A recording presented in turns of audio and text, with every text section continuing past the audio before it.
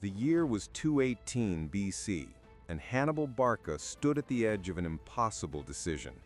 He was 29 years old, commander of Carthage's armies in Spain, and he had just declared war on Rome, the most powerful military force in the Mediterranean. But here was his problem. Rome controlled the sea. Their navy was unmatched, and any attempt to transport an army by ship would end in catastrophic defeat.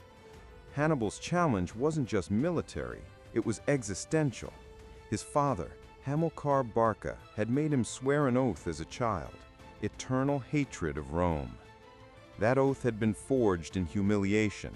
Carthage had lost the First Punic War, forced to pay crushing reparations, stripped of territories, reduced from Mediterranean superpower to subordinate state.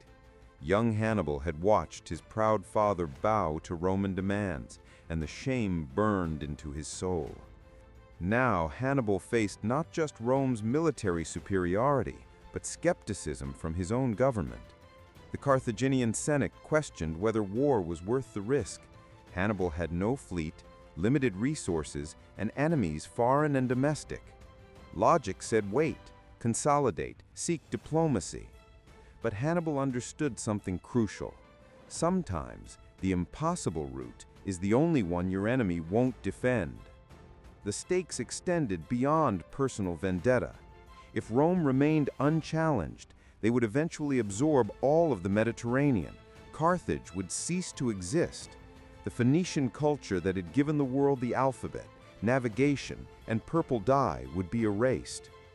Rome's expansion threatened the entire balance of power. Their legions were legendary for discipline and brutality. City-states that had maintained independence for centuries were falling.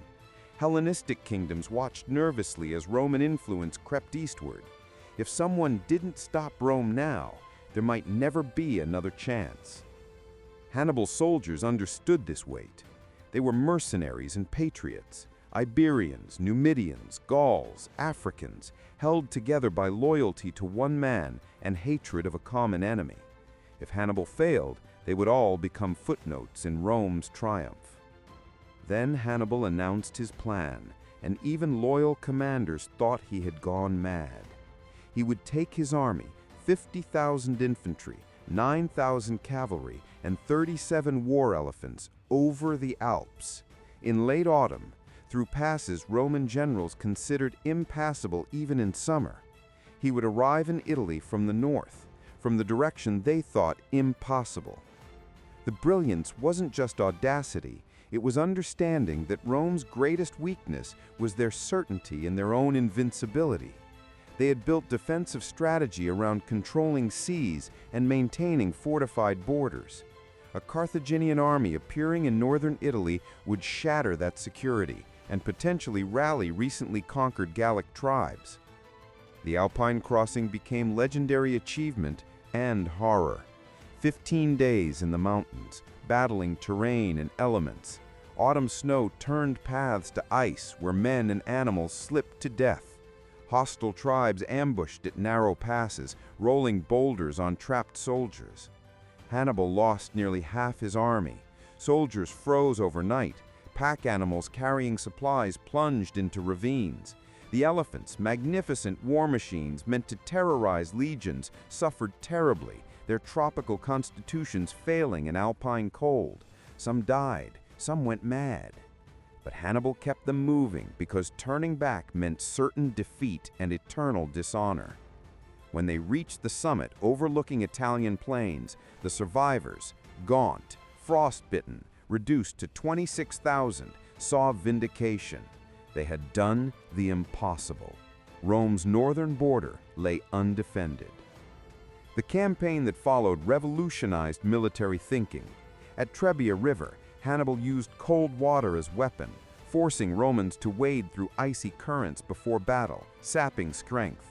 At Lake Trasimene, he executed history's largest successful ambush, hiding his army in surrounding hills and destroying an entire Roman force in 3 hours.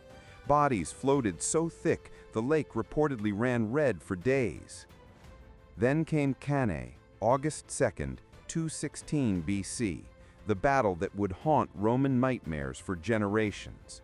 Rome sent its largest army ever, 87,000 men, commanded by 2 consuls, determined to crush Hannibal through numerical superiority.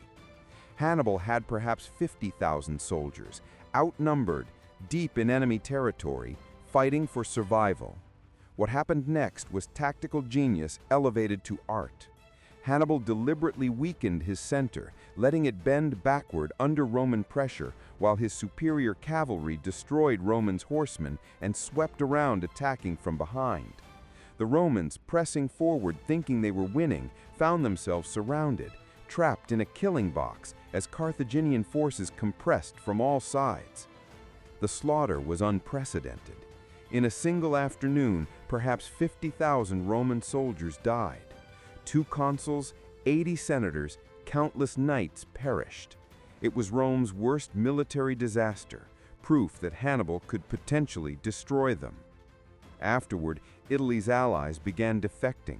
Southern cities opened gates, and Rome itself prepared for siege. Yet Hannibal never conquered Rome. He lacked siege equipment. Reinforcements never came from Carthage, and Rome, displaying stubborn resilience that would define their empire, refused to surrender even after Cannae. They raised new armies, changed tactics, avoided pitched battles, and slowly strangled Hannibal's campaign through attrition. The legacy transcends military statistics. Hannibal proved audacity could overcome superior resources, that creative thinking could defeat conventional power, that impossible was merely untested. His tactics are still studied in military academies. His Alpine crossing remains synonymous with doing what everyone says cannot be done. Rome survived, but never forgot. They abandoned comfortable assumptions about invincibility, becoming more strategic and less arrogant. Hannibal's invasion trauma shaped Roman military doctrine for centuries. Carthage, though ultimately destroyed in the Third Punic War, demonstrated that even great empires can be brought to their knees by one brilliant mind and an army willing to follow through the impossible.